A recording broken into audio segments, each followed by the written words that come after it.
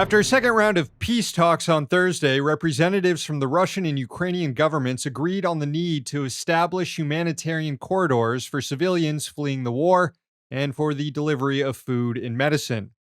Video emerging from all over Ukraine shows how absolutely necessary it is as the Russian military is razing civilian areas. Here's footage from the BBC of a residential area just northwest of Kyiv. As you can see, it's utter devastation. According to Russian President Vladimir Putin, though, this is the way it's supposed to look. He said military operations are going to plan during a televised address to his nation. He maintained his position that Ukraine must be demilitarized. Third round of peace talks is still scheduled for next week in Belarus. While it's clear that Western sanctions are crippling the Russian economy and inflicting punishment on its people, they do not seem to be deterring the Russian military's siege of Ukraine. JP Morgan said this week it believes the Russian economy will shrink by 35% in just the second quarter due to sanctions. Russian billionaires have reportedly lost $80 billion in wealth.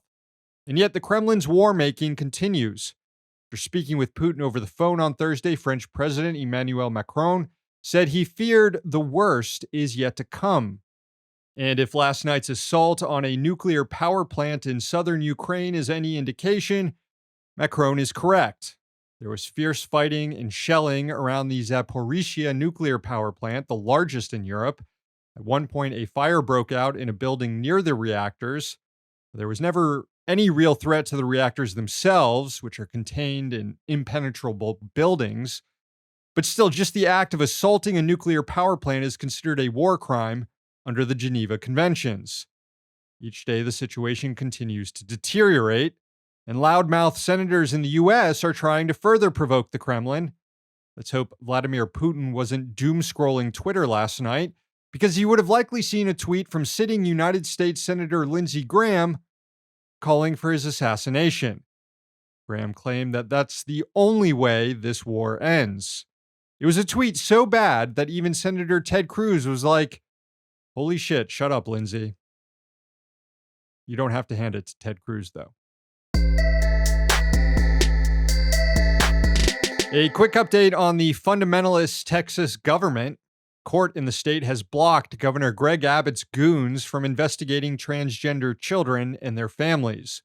The decision from a Travis County District Court comes in response to an ACLU lawsuit seeking a temporary restraining order to block the state's Department of Family and Protective Services from demanding medical records of kids who receive gender-affirming care. A week ago, Texas Attorney General Ken Paxton claimed that such medical procedures were child abuse. Families were already being targeted by Governor Abbott's crusade. For now, they get a temporary reprieve. A full hearing on the matter is scheduled for next Friday. One of the proponents of persecuting transgender kids in the state is a politician named Jeff Younger, who is currently campaigning to be elected to the Texas State House. He showed up at the University of North Texas this week to talk about his crusade, and this is the reception he got from students. I'm going to blur out their faces because protests got heated afterward, and there were confrontations with cops, so I don't want to risk identifying anyone who may have been involved.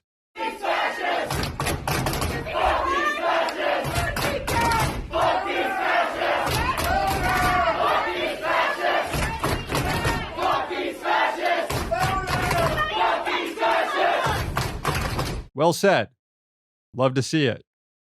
Hey, thanks for watching. Hit the subscribe button so you don't miss any of our new videos. Also, if you want to see Means Morning News in its complete form, not just the clips we post here, head on over to Means TV and get access to all our new episodes and our entire backlog, plus tons of other great movies and original TV shows.